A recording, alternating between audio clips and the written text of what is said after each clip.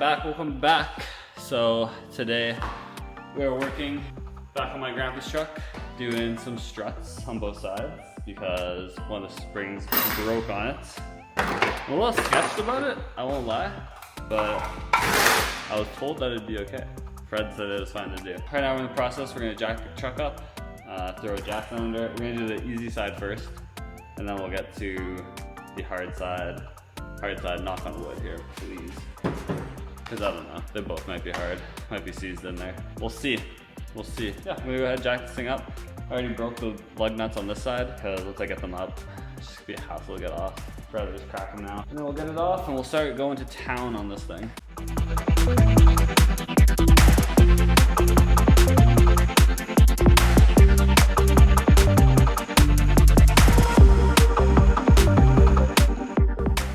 I'll show you guys what I'm seeing because there's nothing good right now. Kind of what I'm looking at right now is this torn boot. And so, I mean, this upper control arm needs to be replaced. This bottom spring also snapped actually. But we'll go ahead and start this process. I know he hit something back in the fall of last year. Never really got it repaired.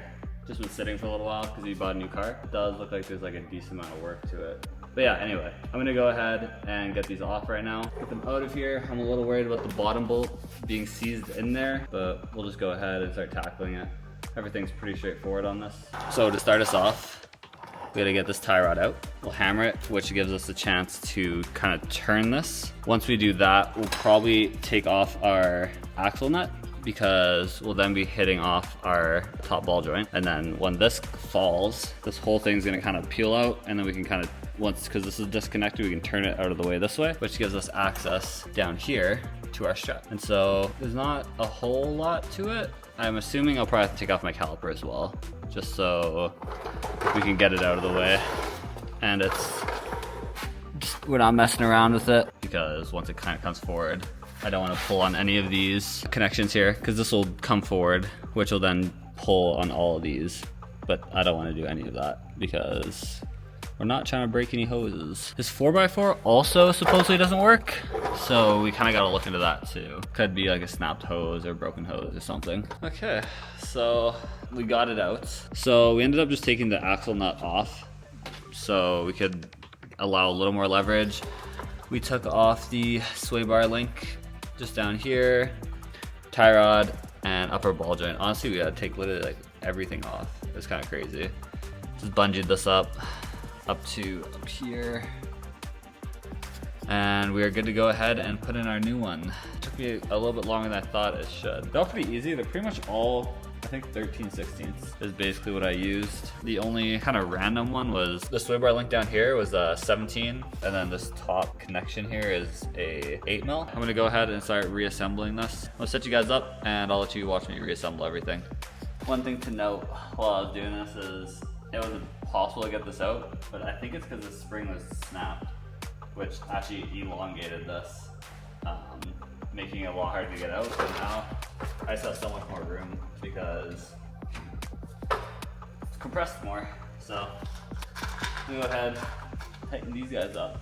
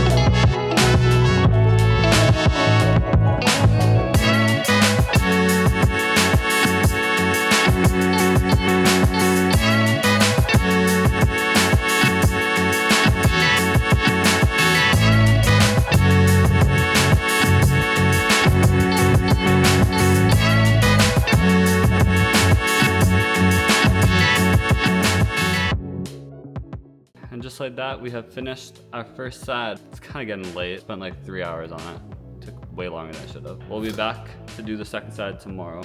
We'll see you then. What's up guys, we're back. Day 2. We are working on the second side now. We're gonna go ahead and knock this side out. So this is like probably the scariest thing I've ever done in my life. I won't lie. Like you see this shear here and then sheared at the bottom. It's just not looking great. We got it out at the bottom. It took 3 charges on the air compressor and just wailing on the nut or the bolt to come out. A little bit of breaker bar help, some penetrating fluid, some WD-40. And now we're gonna go ahead and start taking off top mounts for this and slide this knuckle out of the way because right now we're latched to the right because I wanted to have access on this side. But we're gonna swing this, attach it to the other side, and that gives us room to pop up our strut. Okay, so we just finished up the job. Got the strut back in, upper ball joint, tie rod, connected at the bottom, put our axle back in. We had, well, I thought it was sketchy, but it's actually, because it snapped, has like 0 tension in it. So it's not really half as dangerous as I thought it was. But yeah, we got to go ahead to do the upper control arm and ball joint on the other side. So basically undid all the work that we just did over there. Had to restart, but that's okay. We're gonna grab one of those and we'll come back and redo this because as you guys saw earlier, the boot's torn and there's just way too much like play. That's just all gone. And what's the point in doing all this work if we're not gonna finish it off? But yeah, we will be back to do the upper ball joint when I grab it. Upper control arm and ball joint. We're gonna put this back together now. Throw our wheel back on. Okay, so we are moving on to this upper control arm and ball joint because cooked. We have this one here, a little dirty right now, but nice and tight. I can't even move it. There we go, slight movements. Not brand new, but new enough that it is not this because, well, yeah, that's gone. So we're gonna go ahead and replace this. Honestly, 21s on each side. Came off like butter. Just using our 1/2 inch maximum impact. 21 on this side, 21 on this side.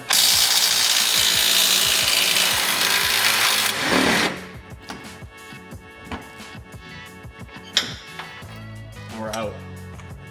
That's simple. Didn't need any heavy duty, nothing. Just came off nice and easy. Well, absolutely already bad,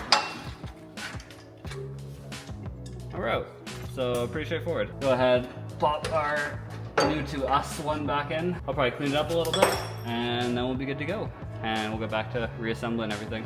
Okay, so we just finished this. We got our new upper control arm ball joint on. We changed all of our hardware to new hardware. You can't really see it in here, but they're new nuts. And we got the new strut in. And everything's put back together. So yeah, we're gonna take this thing for a test drive after. 4x4 is supposedly not working, so we also have this little piece here to change. It's this guy right here. So it's like a vacuum solenoid for the F150's 4x4. And on these ones, relation to the battery, it's just like right there. You guys can see it there. So it's not in too bad of a spot. But we got this truck down. Tommy's used a jack because he's making some more metal. And then we're pretty much good to go. So I'll bring this thing down, get it all back together. Got the test drive. All right, let's see if this thing drives any decent. Probably top that off, see if there's any leak. Oh, but yeah, I think it was a successful change. No craziness happening.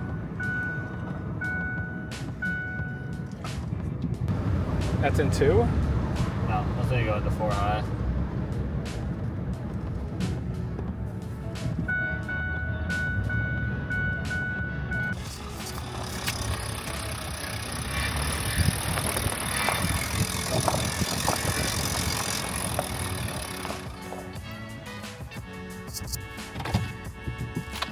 Thoughts? And prayers.